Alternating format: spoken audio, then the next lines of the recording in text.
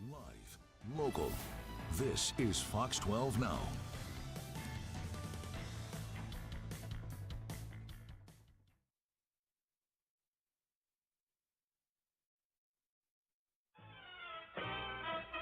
Weatherman, we can't allow any further delay. Hi, everyone. Thank you so much for joining us here on the Fox 12 Weather Podcast. I'm meteorologist Payton Major, and I'm here with the lovely Camila Ortiz. How are you doing, Camila? Hello, Payton. I'm good. How are you? We're good. I mean, it's been just a gorgeous week. It's been so nice. It tastes of summer, but not in a good way. It's kind of a tease, you know? I know, a little bit. Yeah. It's almost like leaning a little too warm, at least for this time of year, right? Once we get into the mid 80s, I'm like, hold on a minute. It's not June yet. What are we doing? Now I expect the 70s, and that's the problem. We are going rogue, if you noticed. Mark is not here with us. Yeah, that's right. We sent him off on a cruise ship to see if he can survive the high seas. Probably just fine, because I'm sure there's cocktails and nice food and maybe even activities. So I'm sure he's having a great time. He deserves it. He does. Everybody gets a little break. I saw he posted in Astoria, so he is alive and yes, well. He did at least make it to the cruise ship. We know that. We do know. Okay, well, let's get into this. Episode 136. Very warm week. We were just talking about that. But it's also been really dry. Not just this last week, but obviously you've probably noticed the last almost month now. So that's a big talking point we'll get to. But hopefully that changes next week. We got Mother's Day weekend, potential showers, and then also hopefully some beneficial rain. We definitely need it. We've got term of the week that you'll love, especially if you love the rain. Yeah. And then viewer photos. So let's get into this here. There we go. Okay, last 2 weeks in Portland, we got those 280s that stick out like a sore thumb. That was on Tuesday, and then also May 1st on that Thursday. 85, that was our warmest day so far this year, which is pretty crazy. Have to note that we still think the Portland sensor is a little bit high. So, I know. And Mark's been talking about that for a while now. And I'm like, yeah. But then the more and more I see kind of the differences between the Portland temperatures and like Salem temperatures, I'm like, yeah, it might be time to replace it. But yeah, I was personally very shocked by the 85 that day. I think even the 5-minute obs was reading like 83, 84. So I was like, yeah, we won't get there. And then we did. So that makes 2 80-degree days so far for May. Obviously, you saw them there. We've only been through about 8 of them. And then, there we go. And then we've had 5 so far this year. So, just now starting. Yeah. And we see today. Yeah. I think today is the average first 80.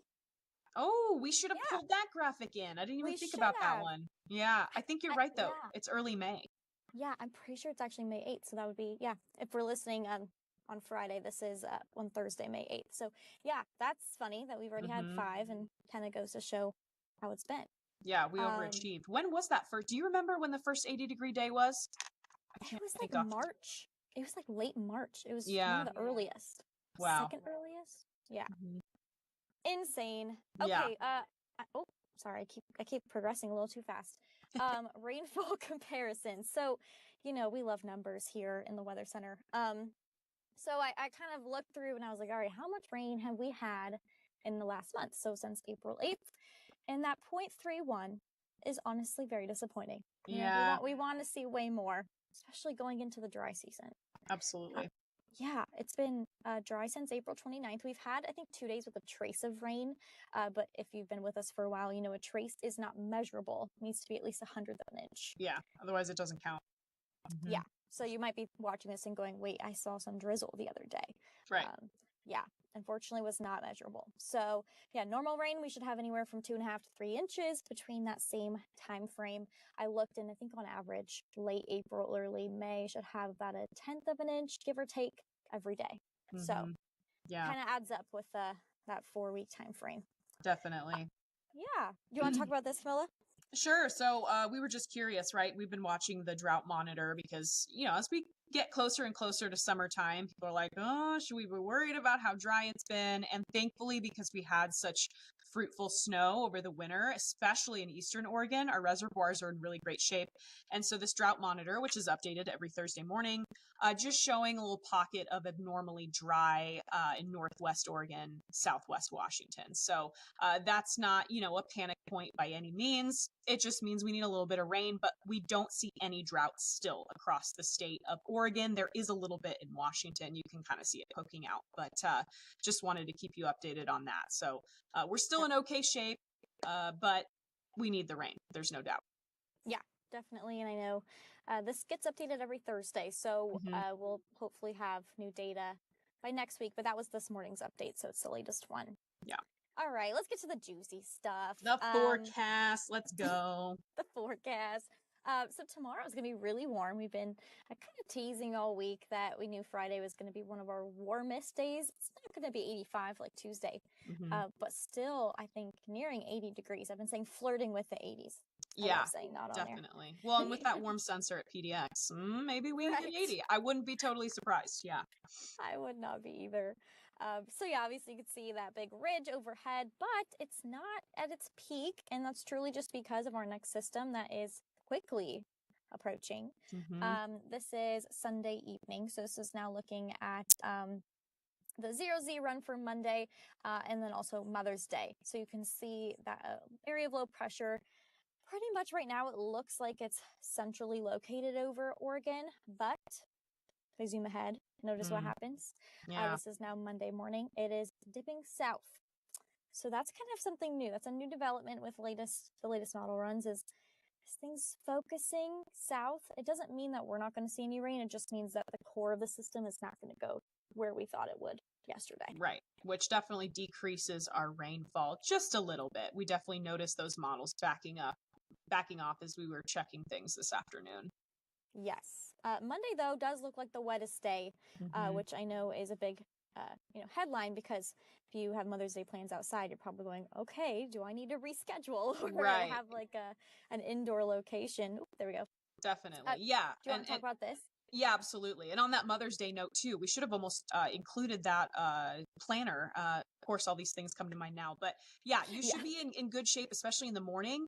Sprinkles, we think, coming in more in the afternoon, evening hours, and then more so in the overnight hours, kind of transitioning to more of a light rain as the core of that system really pushes that from the south. So this is showing you your 24-hour QPF, so total precipitation here, split up by day. So each row here is a different ensemble member. This is the GFS ensemble, just to give something different. Usually we share the Euro, but you can see here there's pretty good agreement that late Sunday into Monday and maybe part of Tuesday, pretty much every ensemble member says, yeah, we're going to see something.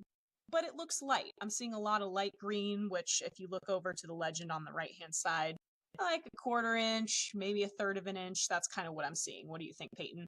Yeah, same thing. It obviously is disappointing because this is happening a lot where we'll have these systems 7 days out and we'll be like, okay, we're finally going to get rain. And then as the days get closer, this system gets closer, things kind of fall apart, they weaken, and they don't look as moist as we thought. And so we're really hoping that doesn't happen with this system. I know. Even though, the latest runs haven't been super impressive, but we'll see. Honestly, if we can even get 0.2 of an inch on Monday, that at least saves you from watering one day, right? Like, we'll take it. And then the other thing this graphic is showing is we're kind of entering more of a zonal flow after we get through that system early next week. So you can see that some ensemble members, nothing's very consistent. They're just saying, maybe we have some shower chances here or there, but we don't see anything soaking wet really beyond early next week. Yep. Again, another womp womp. I know. I always say. Yeah, so we included these Euro runs. So we started looking at these yesterday. So this first one here is the 12Z run from yesterday, would have been Wednesday, showing you basically Tuesday midday or late morning. So notice west of the Cascades, initially this was looking pretty good. We're seeing lots of that kind of light blue into almost yellow coloring, which is 3/4 of an inch to maybe an inch. We were like, okay, this is juicy. Let's go. And then if you want to advance it to, I think this is the 18Z run already starting to back things off. So now we're seeing more like half inch or less in the Portland metro area. And then checking the 12Z run today, womp womp, as Payton said, backing it off even more. So it looks like Portland, if you kind of pinpoint, more so in that 0.2 of an inch maybe range. So most of that precipitation you can kind of see has sort of shifted downwards. So now we're seeing more of the heavier stuff in Northern California. Yep. So that kind of is reflective of that position of the low. Yep. Something we're going to be watching, and I thought of this just a little bit ago, is if that low centers itself just to our southwest, then we could definitely have that southerly flow, and it could be, humid enough at times so we could have a couple storms. That threat is low right now, but that's something we'll watch, especially as this positioning and the location of it gets a little clearer. So for sure. And cloud cover will play a role in that. If we get a few more sun breaks mixing in, which right now to me things look pretty consistently cloudy, but if we get some more pops of sunshine, that can definitely stir up the atmosphere a little bit more. Yeah, so something to watch. Yep. All right, so let's talk anomalies. This is another GFS. We're giving some love to GFS. We today. are, and you know what? The underdog. GFS deserves it from time to time. Yeah. Yes. So obviously this is reflective of what we're experiencing. I mean, I'll show you our 7-day in just a little bit, but it's going to be a big flip. Like I was telling Camila earlier, I'm getting used to these 70s. Not too bad. I know. We should be in the 60s this time of year. So gotta go back to it. What happens though, and this is again that zonal flow, where these lines kind of straighten out a little bit. When we have that directly west to east flow, that's when we're usually kind of around normal. We don't have any big ridging, we don't have any big troughing, and so that just means the 60s are likely here to stay for a bit here. Right. Yep. So this is showing, day 6 through 11, 500 millibar anomaly. So you can see we're trending towards more of cooler than average or lower than average heights as we get into kind of beyond the 5-day forecast. Yep. Okay, I wanted to put this. Did you put this in here? I think I did throw it in. It just kind of relates to the anomalies. Just showing you exactly how kind of beyond the 7-day forecast, we're seeing kind of around normal or slightly below normal temperatures expected for the western third of the U.S. And this 6 to 10-day outlook comes from the Climate Prediction Center. So just kind of lining up with what we're seeing with our upper atmosphere forecasts. Yeah, and if you saw this 2-3 weeks ago, it was all red for us. Yes, so, totally. They're usually pretty good at this, and even that, darker shade of blue, it looks kind of like, oh my gosh, it's going to be so cold, but really it can be within just a couple degrees of normal to, have that balance out. I did put this in here. I forgot. It's just in the wrong spot. But nice. No, I'm glad you did though. Yes, because people are like, what are we going to do? Our Mother's Day picnic is ruined. No, you're good. You're good. Yeah, so, I mean, Camila said it perfectly earlier, kind of a mainly dry morning. Again, this is just the latest run, so we still are, a few days out, and things can change if the speed... Oh, I'm in the dark. Whoa, what happened? Power went out on Payton. The light went out. I wasn't moving enough. Oh, yeah. Okay, but yeah, mainly dry start. We're obviously a few days out, so things can change from now until then. But, stick with us over the weekend. Camila and I got you this weekend. We'll make sure, by those showers, what time they arrive in the afternoon and all that. Yes. All right, so here's our 7-day forecast. Obviously, Friday sticks out warmer, near 80. And I think we've had some questions, too, about the lows. I know last night, or this morning, I guess Thursday morning, was very cold. It was in the 30s for some of us in the rural areas. So I don't see much of that, just because we are going back to that kind of moist zonal flow, additional cloud cover overnight. Not a huge area of high pressure like we've had where we have those huge temperature fluctuations. So if you were worried about frost, think you're in the clear this week. But those shower chances. I mean, Mother's Day, we do show like a few breaks here or there, because I don't think we're going to see much that day, maybe the 1/10 of an inch. Yeah, exactly. I think trace amounts, probably pretty likely on Mother's Day. But Monday could be gray, drippy day. I think we'll see a few more frequent showers on Monday. Yeah. And then heading into like midweek next week, it's a little bit I guess uncertain at this point. I think we have a 20% chance each day Yeah. just to kind of say there could be a shower. But since we are again in that zonal flow, it's almost like, we're sticking with the clouds, and there could be a little drizzle here or there, but no really wet days like Monday. Right. And that's pretty normal, right? For this time of year, that's what you would expect to see in the spring in the Pacific Northwest. So, yeah, I'm actually glad I can't believe I'm saying this. I'm glad to see some below average high temperatures coming up here. Yeah. To level things out a little bit. I feel like I've just been like, it's abnormally warm. I know. Probably sound like a broken record, but yeah. Speaking of the rain arriving. Ooh, this is such a fun okay, how did you come up with this for term of the week, Payton? Because I smelled it. Without context, people are gonna be like, what? Yeah. Or without the video. Like, you smelled what? What? Okay, petrichor. Petrichor, that's how you pronounce it. If you don't know what this is, you may not be from Oregon, and that's okay. It's a very common word. I mean, I grew up listening to this word. But petrichor is actually the smell of rain after a long dry spell. We've all experienced it. Maybe you walk outside at night after work, and all of a sudden it's sprinkling, and you start to kind of smell the rain. It's a very distinctive odor. Yeah. That smells good. It's like an earthy freshness, I would say. Yeah. I could not describe it. So yeah, I like how you said earthy freshness. Right? I know. So this actually comes from bacteria, which is all around us. Okay, hold on. I'm going to totally mispronounce geosmin. There's a lot of big words in this definition, which, by the way, we pulled from Merriam-Webster because I was surprised that the AMS glossary didn't have this word in there. Yeah, me too. We need to email them. Contact them. Yeah. Yeah. Do you want to take a chance at this reading the definition here from Merriam-Webster? Oh yes, I think you should. Okay. I was like, please. A distinctive, earthy, usually pleasant odor that is associated with rainfall, especially following a warm, dry period, that arises from a combination of volatile plant oils. That sounds a little creepy, but it's true. And geosmin, I don't know how to say it, released from the soil into the air and by ozone carried by downdrafts. Basically, it was named by some Australian scientists. I look into this, and I don't know, petrichor. It doesn't really sound Australian to me. Maybe they say it differently. Yeah.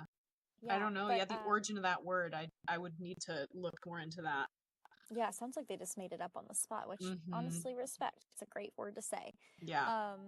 But yeah, I mean, I think it's just there's bacteria and these, oils that plants minerals are on the concrete. Yeah. They're everywhere. We can't see them, but as soon as rain interacts with these bacteria, we can smell it. Something interesting I looked up, Camila, is that humans find it so, I guess, pleasant, but animals can barely smell it, which is very weird. Only humans can really smell it, and the animals don't find it as pleasant either. But also, you can have the same bacteria in food and in wine and other things, and we don't think it tastes good. We just think it smells good. Interesting. Yeah. Huh. Okay, good to know. Well, I guess we don't go around like eating dirt after rain, so that makes sense, I guess. Right. It's probably on more things than we think, but yeah, I must have like a very strong taste if, we don't like the taste of it. But yeah. Petrichor, so we're going to smell this on Sunday. If not Sunday, definitely Monday, just because. Yeah. Finally, we'll see some rain. All right. Ooh, viewer photo time. Okay, you pulled these. What do we got here? Yes, this is in Chehalem, mountain sunrise. We got so many beautiful sunrise photos this week because gorgeous. We've seen some afternoon clouds here or there, but generally the mornings have just been beautiful. Chilly, but beautiful. And so James Beck took this on top of the Chehalem Mountain. So gorgeous. Stunning. I love all the peachy colors. Again, reminds me of summer. It's the best. And that was Wednesday. And this is another Wednesday one. Nice. I mean, man, we got photographers among us, don't we? We do. Ooh, little shot. Is that Mount Hood in the background there that I see? Yeah. This could be like a desktop screensaver. It could. Beautiful. Salmon Creek Bridge. Do we know where that? I don't know where that is. Salmon Creek Bridge. I looked it up. Uh-huh. I feel like, well, obviously it's in Central Oregon because you can see Mount Hood. I don't know. I've never heard of it either. But I'm Carol Googling. Wilmot knows. Yeah. She's the one that sent this Oh, to it's us. near Otis, Oregon. Okay, so that's between Lincoln City and Pacific City, basically. Oh, okay. Never mind. There It's you on go. the coast. Well, The more you know. womp womp. Okay. This was really fun. So we've had also a ton of questions about the aurora. Very briefly, a couple of days in the last few weeks, there has been stronger geomagnetic storms. When we say that, there's, I think, a 5-point scale, like G1 through G5. I think we've had a couple days in G1, maybe close to G2.